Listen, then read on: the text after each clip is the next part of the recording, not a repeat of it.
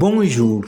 700 milliards de francs CFA. C'est le budget prévu par l'État pour 2024. Et les journaux reçus mardi à l'agence de presse sénégalaise sont impressionnés par ce montant. Un record de 7000 milliards de francs CFA attendu en 2024. Titre Le Soleil. Le journal fait remarquer qu'il y aura une hausse de 585 milliards sur celui de l'exercice en cours. Nous avons enregistré un quasi-triplement en 12 ans du budget initial de 2012 qui était de 2344 milliards de francs CFA. Cette performance a été rendue possible notamment par la mobilisation satisfaisante des recettes internes, explique Mamadou Moustapha Ba, le ministre des Finances et des Budgets, dans des propos rapportés par Le Soleil. Et le journal Walfadjri délistait déjà les priorités de l'État pour l'année à venir. Le désenclavement, l'équité territoriale, l'amélioration du cadre de vie, le renforcement du dispositif de sécurité sociale, la promotion de la condition féminine, l'accès universel à l'eau et la sécurité publique sont entre autres priorités de l'État pour 2024, selon Walf Quotidien qui cite toujours le ministre des Finances et du Budget. Des moyens colossaux affectés à la sécurité, retient pour sa part critique pour qui la hausse du budget et les priorités fixées par le gouvernement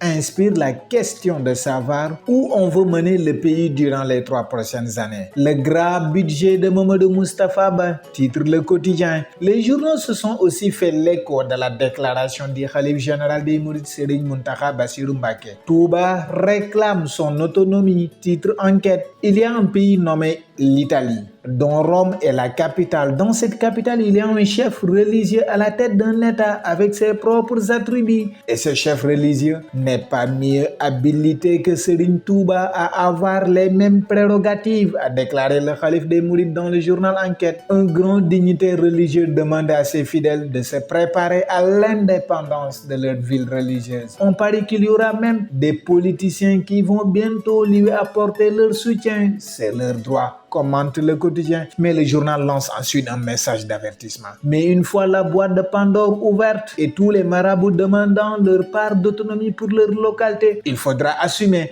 En attendant, l'État devrait-il continuer à garantir les services essentiels à des localités vouées à se séparer du reste du pays?